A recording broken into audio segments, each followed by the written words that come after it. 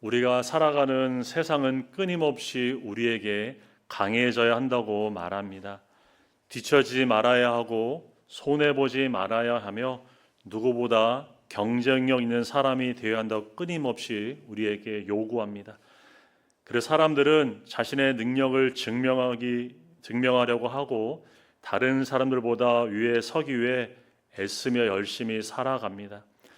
세상은 자기 자신을 지켜내는 사람, 자기 권리를 주장하는 사람을 강한 사람이라고 그렇게 부릅니다. 이런 세상의 방식은 어느새 교회 안에도 스며들어 있습니다.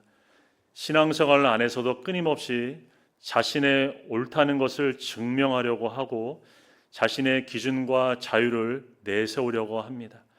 믿음이 깊다고 생각할수록 다른 사람의 연약함을 이해하기보다 판단하려고 하고 자신의 신앙적 확신을 기준으로 삼아서 다른 사람을 그렇게 바라보려고 합니다. 어쩌면 이런 모습이 우리 안에 있을 수 있습니다. 바울 당시 로마 교회 안에도 이런 문제가 있었습니다. 어떤 사람은 음식과 절기 문제에서 믿음이 강해서 자유함을 누릴 수 있었습니다. 반면 어떤 사람은 또 믿음이 연약해서 여전히 그것들에 대해서 민감했습니다. 믿음이 강한 사람들은 그렇지 못한 사람들을 향해 왜 아직도 저런 것에 얽매여 있는가 하며 답답해하고 비난했습니다. 그런데 바울은 믿음이 강하니 마음껏 자유를 누리라고 말하지 않습니다. 오히려 믿음이 강한 사람에게 책임과 의무를 요구합니다. 강한 믿음이 어떻게 바르게 사용돼야 하는지 바울은 가르쳐 줍니다. 근데 여기서 우리가 먼저 생각해야 할 것이 있습니다. 그러면 과연 누가 믿음이 강한 사람입니까? 사실 우리 모두는 어떤 면에서는 믿음이 강한 사람이고 또 어떤 면에서는 믿음이 연약한 사람입니다. 누군가에게는 내가 믿음이 강한 사람일 수 있고 또 반대로 내가 누군가 앞에서는 나의 믿음이 연약한 사람일 수 있죠. 그래서 오늘 말씀 속 믿음이 강한 우리는 특정한 소수의 사람들을 향한 말씀이 아니라 바로 우리 모두를 향한 하나님의 말씀입니다. 그러면 믿음이 강한 우리는 어떻게 살아야 합니까? 첫째, 믿음이 강한 우리 약한 사람의 연약함을 짊어져야 합니다. 믿음이 강하다 하는 것은 참 귀한 일입니다. 하나님은 우리가 연약함에 머무는 삶이 아니라 믿음 안에서 강한 자로 살아가기를 원하십니다. 모세가 죽고 나서 지도자가 된 여호수아에게 하나님은 이렇게 말씀하셨습니다. 여호수아 1장 5절 6절에 내 평생에 너를 능히 대적할 자가 없으리니 내가 모세와 함께 있었던 것 같이 너와 함께 있을 것임이니라. 내가 너를 떠나지 아니하며 버리지 아니하리니 강하고 담대하라. 이렇게 말씀을 하십니다. 하나님은 여호수아에게 두려워하며 뒤로 물러서는 사람이 아니라 믿음으로 담대히 서는 강한 사람이 되라고 명령하셨습니다. 우리는 하나님이 맡기신 사명을 감당하기 위해서 믿음이 강한 사람이 되어야 합니다. 그런데 문제는 믿음의 강함을 어떻게 바르게 사용하느냐입니다. 세상은 강함을 자기 자신을 위해 사용을 하죠. 그러나 하나님 나라에서 강함은 다른 목적을 위해 주어집니다. 하나님은 우리를 강하게 하시되 그 강함으로 연약한 사람을 섬기게 하십니다. 강함의 방향이 다르죠. 세상의 강함은 철저히 자기를 향하지만 믿음 안에서의 강함은 이웃을 향합니다. 바울은 그런 공동체를 향해 이렇게 말합니다. 본문 1절을 보시면 믿음이 강한 우리는 마땅히 믿음이 약한 자의 약점을 담당해야 한다. 이렇게 말하고 있죠. 믿음이 강한 우리가 믿음의 약한 사람의 약함을 담당해 주어야 합니다. 믿음이 약한 사람은 비난의 대상이 아닙니다. 판단의 대상도 아닙니다. 사랑으로 돌봐줘야 할 대상입니다. 가정에서 장성한 부모가 어린아이를 돌봐주는 것처럼 교회에서도 강한 믿음의 사람들이 약한 사람의 약점을 담당해 주면서 그들의 영적 성장을 도와주어야 합니다. 여기서 담당하다는 것은 헬라어로 바스타조인데 이 말의 뜻은 짐을 짊어지다라는 뜻입니다. 이 같은 단어가 갈라디아서 6장 2절에서도 사용됐는데 너희가 짐을 서로 지라 할 때 이 말씀에도 동일하게 사용됩니다. 하나님은 우리를 강한 믿음의 사람으로 세우시되 그 강함으로 연약한 사람의 짐을 함께 지게 하셨습니다. 하나님은 강한 사람이 약한 사람 위에 군림하는 그런 공동체가 아니라 강한 사람이 약한 사람을 붙들어주는 그런 사랑의 공동체가 되기를 하나님 원하십니다. 혹시 내 주변에 믿음이 연약하여 힘겨워하는 사람이 있습니까? 하나님은 오늘 그 사람을 외면하지 말고 붙들어주라고 우리에게 말씀하십니다. 이사야서는 장차 오실 메시아에 대해 이렇게 예언했습니다. 이사야서 53장 4절에 보면 그는 실로 우리의 질고를 지고 우리의 슬픔을 당하였거늘. 메시아이신 예수님은 우리의 죄와 연약함을 외면하지 않으셨죠. 오히려 우리의 죄짐과 슬픔을 대신 우리 주님은 짊어지셨습니다. 그리스도께서 우리의 짐을 지신 것처럼 우리도 그분의 사랑을 따라 서로의 짐을 지도록 부름을 받았습니다. 예수님께서 지신 십자가는 우리의 죄를 대신 담당하신 사랑의 십자가였습니다. 그리고 그 사랑이 이제 믿음이 강한 우리를 통해 연약한 지체들에게 흘러가기를 주님은 원하십니다. 참된 강한 사람은 자신의 강함을 자랑하고 드러내는 사람이 아니라 그리스도를 닮아 다른 사람의 짐을 기꺼이 기쁨으로 함께 져주는 사람입니다. 신앙의 성숙은 다른 사람을 비난하고 판단하는 데 있지 않습니다. 다른 사람의 연약함 아래로 내려가서 함께 짐을 져주는 사랑으로 반드시 나타납니다. 하나님 나라에서 강한 자는 자기를 위해서 사는 사람이 아니라 약한 자를 도와주는 사람입니다. 자신의 강함으로 다른 사람을 붙들어주는 사람입니다. 우리가 지금의 신앙의 모습으로 설 수 있었던 것은 전적인 하나님의 은혜입니다. 하나님의 은혜가 우리를 믿음의 사람으로 세우셨고 은혜로 강한 자가 되게 하셨습니다. 여러분, 우리도 믿음이 한때 연약한 사람들이었습니다. 하나님은 그때 믿음으로 강한 사람을 우리 곁에 보내주셔서 우리의 연약한 믿음을 하나님 그들을 통해 우리를 돌보게 해주셨습니다. 그러면 이제 우리도 하나님께 받은 은혜를 나만 간직할 것이 아니라 연약한 사람들과 함께 나누어 주어야 합니다. 우리 모두에게는 약점이 있습니다. 그러나 연약한 사람들은 더 쉽게 상처를 받습니다. 우린 이들을 정죄하고 밀어낼 것이 아니라 격려하고 함께 약점을 짊어 주어야 합니다. 비록 그들이 연약함 가운데 우리를 오해하기도 하고 또한 판단하기도 하고 악평할 때가 있더라도 우리는 이들을 참고 품어줄 수 있어야 합니다. 예수님께서 연약한 제자들 끝까지 참아주시고 품어주셨습니다. 요한복음 13장 1절입니다. 세상에 있는 자기 사람들을 사랑하시되 어떻게 하셨죠? 끝까지 사랑하셨다. 성경은 말씀합니다. 주님은 제자들의 부족함과 연약함을 아셨고 심지어 배신할까지 아셨지만 주님은 끝까지 제자들을 사랑하셨습니다. 이것이 믿음이 강한 사람이 살아야 할 모습입니다. 믿음이 강한 사람이 믿음이 약한 사람의 약함을 짊어지는 것은 선택의 문제가 아닙니다. 바로 의무입니다. 본문은 이것을 이렇게 말하죠. 마땅히 해야 할 일이라고 분명하게 우리에게 말씀합니다. 그렇다면 이것이 우리의 삶 가운데 어떻게 나타나야 할까요? 먼저 우리가 판단의 말 대신 기도로 나아가야 합니다. 신앙이 연약한 교를 보면서 저 사람은 왜 저렇게 신앙생활 할까 하는 그런 판단의 마음이 우리 마음에 들어올 때 그 마음을 우리는 기도로 바꿔야 합니다. 그를 위해 이름을 부르며 기도할 때 우리의 판단은 사랑으로 바뀌기 시작합니다. 또한 먼저 다가가서 말을 걸어주어야 합니다. 신앙이 힘겨워보는 성도들에게 먼저 다가가 안부를 물어보는 것 별거 아닌 것 같지만 그렇지 않습니다. 그것이 바로 연약한 자의 짐을 함께 지는 시작입니다.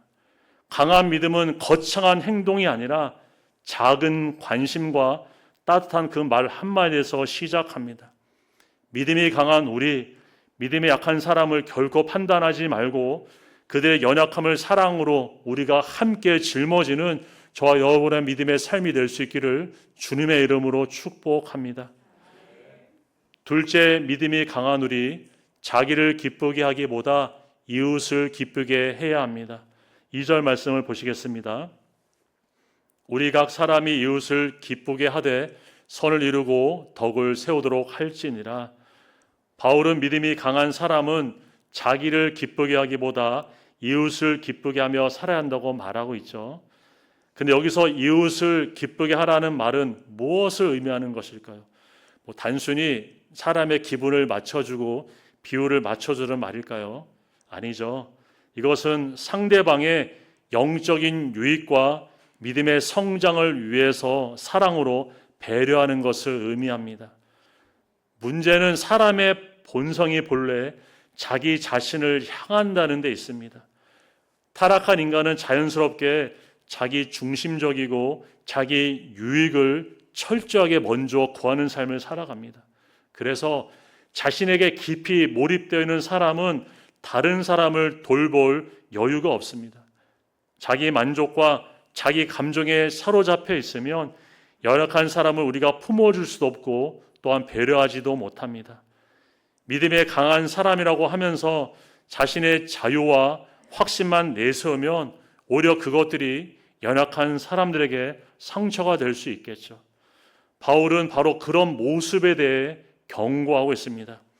강한 자는 자기 자신을 기쁘게 하는 삶이 아니라 이웃을 기쁘게 하는 사람이 되어야 한다고 그렇게 권면합니다. 그러나 여기서 중요한 것은 성경이 말하는 이웃을 기쁘게 하면은 분명한 성경적인 기준이 있다는 사실입니다. 그것은 선을 이루고 덕을 세우는 것입니다. 여기서 선을 이룬다는 것은 단순히 세상적인 만족이나 평안함을 주는 것이 아니라 그의 영혼의 유익이 되는 것, 하나님 앞에서 바르게 살아가도록 돕는 것이 바로 선을 이루는 것입니다. 또한 덕을 세운다는 것은 건물을 세운다는 뜻으로 다른 사람의 믿음을 세워주는 공동체로 건강하게 우리가 세워가는 것이 바로 덕을 세우는 것입니다. 하나님은 서로 무너뜨리는 공동체가 아니라 서로를 세워주는 공동체가 그런 우리 공동체가 되기를 하나님은 원하십니다. 우리는 어떻습니까? 내 말 한마디가 누군가를 세워주는 삶을 우리는 살고 있습니까? 아니면 우리의 말 한마디 때문에 누군가의 그 마음을 무너뜨리지는 않습니까? 나는 아무렇지 않게 한 말인데 믿음이 연약한 사람들에게는 그것이 큰 상처가 될 수 있습니다. 믿음이 강한 사람은 나만 괜찮다 이렇게 생각하지 않습니다. 이 행동과 이 말이 다른 사람의 믿음에 어떻게 영향을 줄까 먼저 생각하고 고민하며 살아갑니다. 자신의 자유보다 다른 사람의 영적인 유익을 더 중요하게 살아가는 것이 바로 믿음이 강한 우리의 모습입니다. 믿음이 강한 사람은 자신의 자유를 자랑하는 사람이 아닙니다. 다른 사람의 믿음을 세워주는 사람입니다. 그러나 성경이 말하는 이웃을 기쁘게 함은 아첨이나 인간적인 처세술을 그렇게 하라는 것은 아니죠. 상대방의 비를 맞추기에 가면을 쓰며 그렇게 인위적으로 살아가는 것이 아니라 그 사람의 영원한 유익을 위해서 사랑으로 세워주는 것을 말합니다. 이때 우리가 한 가지 더 기억할 사실은 하나님을 기쁘시게 하는 것과 사람의 기쁘시게 한 일이 서로 충돌할 때이죠. 그럴 때는 반드시 우리는 하나님을 선택해야 한다는 사실입니다. 갈라디아서 1장 10절은 우리에게 이렇게 말씀합니다. 우리 함께 고백해 볼까요? 이제 내가 사람들에게 좋게 하랴, 하나님께 좋게 하랴, 사람들에게 기쁨을 구하랴, 내가 지금까지 사람들의 기쁨을 구하였다면 그리스도의 종이 아니니라. 아멘. 우리는 사람의 눈치보다 하나님과 하나님의 뜻을 더 두려워하며 경외하며 살아야 합니다. 하지만 나 자신의 만족과 이웃의 유익이 충돌할 때에는 나 자신보다 이웃의 유익을 먼저 우리는 선택할 수 있어야 합니다. 바울은 고린도전서 10장 33절에서 이렇게 말합니다. 너와 같이 모든 일에 모든 사람을 기쁘게 하여 자신의 유익을 구하지 아니하고 많은 사람의 유익을 구하여 그들로 구원을 받게 하라. 바울은 사람들의 영혼을 살리고 그들을 구원의 자리로 인도하기 위해서 어떻게 했냐면 자신의 유익을 그는 철저하게 버리고 내려놓았습니다. 세상에서는 강한 사람들의 특징 가운데 하나가 자기 중심적인 것이죠. 다른 사람보다 자기 만족을 먼저 생각하고 자기 뜻대로 행동하며 자기의 자유를 철저하게 우선 여기며 살아갑니다. 그러나 하나님 나라의 강한 사람은 다르죠. 더 많이 섬기고 더 많이 배려하며 살아갑니다. 가정에서도 가장이 자기 뜻대로만 행동한다면 어떡할까요? 그 가정 결코 행복할 수 없겠죠. 그러나 가장이 아내와 자녀의 형편을 먼저 생각하고 배려할 때 그 가정 안에 참된 기쁨과 화평이 세워질 것입니다. 교회 공동체도 마찬가지입니다. 왜 믿음이 강한 우리는 자기보다 이웃을 먼저 생각해야 하는 것일까요? 우리의 믿음의 주이신 예수님께서 자기 기쁨을 위해 사시지 않으셨기 때문입니다. 본문 3절을 함께 보시겠습니다. 그리스도께서도 자기를 기쁘게 하지 아니하셨나니 기록된 바 주를 비방하는 자들의 비방이 내게 미쳤나이다 함과 같으니라. 예수님께서 이 땅에 오시고 고난 받으시며 십자가를 지신 것은 자기를 기쁘게 하기 위함이 아니셨죠. 주님은 하나님 아버지의 뜻에 순종하시고 죄인된 우리를 살리시기 위해서 자신을 내어주었습니다. 여기서 주를 비방하는 자들의 비방이 내게 미쳤나이다라는 이 말씀은 시편 69편 9절을 인용한 것으로 하나님을 향한 세상의 비방과 모욕이 결국 그리스도께 다 쏟아졌다는 것을 뜻합니다. 예수님은 저와 여러분을 위해서 비방과 수치와 고난을 대신 받으셨습니다. 주님은 자신을 기쁘게 하는 길이 아니라 죄인된 우리를 살리는 길을 주님은 선택하셨고 그 길을 끝내 걸어가셨습니다. 이것이 복음입니다. 그럼 우리도 내가 하고 싶은가 보다 이것이 다른 사람을 살리는가를 먼저 생각하며 살아가는 삶이 되기를 바랍니다. 하나님께서 우리에게 주신 믿음의 강함은 다른 사람을 세우고 살리기 위해서 철저하게 사용되어야 합니다. 믿음에 강한 우리는 자신을 기쁘게 하기보다 이웃의 유익과 믿음의 성장을 위해 우리는 살아가야 합니다. 예수님처럼 우리도 자신을 내려놓고 다른 사람을 세우는 삶을 살아가는 믿음의 삶이 될 수 있기를 주님의 이름으로 축복합니다. 셋째, 믿음이 강한 우리 서로를 받아들여야 합니다. 7절을 함께 보시겠습니다. 그러므로 그리스도께서 우리를 받아 하나님께 영광을 돌리심같이 너희도 서로 받으라. 바울은 믿음이 강한 우리는 서로 받아들이는 삶을 살아야 한다 이렇게 권면하고 있죠. 여기서 받으라는 말은 헬라어로 프로슬람바노라는 단어인데 이 뜻이 뭐냐면 영접하라라는 뜻입니다. 동일한 단어가 사도행전 28장 2절에서 이렇게 사용됩니다. 비가 오고 날이 참해 원주민들이 우리에게 특별한 동정을 하여 불을 피워 우리를 다 영접하더라 할 때 영접하다가 동일하게 오늘 받으라는 단어가 쓰였습니다. 원주민들이 바울 일행을 마지못해서 받아준 것이 아니라 추위 속에서 있는 사람들을 따뜻하게 맞아들이고 그들을 돌봐주었습니다. 또한 빌레몬서 1장 17절에도 이렇게 이 단어가 사용됩니다. 그러므로 내가 나를 동역자로 알진대 그를 영접하기를 내게 하듯 하고. 바울은 빌레몬에게 도망쳤던 종 오네시모를 단순히 용서만 하라고 하지 않고 바울 자신을 맞이하듯이 사랑으로 받아들이라고 그렇게 권면합니다. 본문에서 서로 받으라는 것은 우리가 단순히 참고 견디는 차원의 수준이 아닙니다. 사랑으로 따뜻하게 영접하라는 것입니다. 형제의 허물만 보지 말고 마음으로 그들을 품어주라는 것입니다. 그렇다면 우리가 어떻게 이런 삶을 살 수 있을까요? 우리가 먼저 그리스도로부터 이 은혜를 받았다는 사실을 기억하며 살아가는 것입니다. 우리가 예수 그리스도께서 받아주실 만한 어떤 자격도 없는 존재들이었죠. 그러면서 주님은 어떻게 하셨습니까? 저와 여러분을 받아주셨습니다. 로마서 5장 8절입니다. 우리 다 함께 고백해 보시겠습니다. 우리가 아직 죄인 되었을 때 께서 우리를 위하여 죽으심으로 하나님께서 우리에 대한 자기의 사랑을 확증하셨느니라. 뭐라고 말합니까? 우리가 울었을 때가 아닙니다. 우리가 죄인 되었을 때 주님은 우리를 받아주셨습니다. 이것이 바로 은혜이죠. 그런데 우리는 어떻습니까? 하나님께 이렇게 큰 용서를 받은 사람이면서도 다른 사람의 작은 허물을 볼 때 쉽게 받아들이지 못할 때가 우리 가운데 있지 않습니까? 그러나 우리는 다른 사람을 판단하기 전에 먼저 나 역시 하나님의 전적인 은혜로 받아들여진 죄인이었던 사실을 우리는 잊지 말아야 할 것입니다.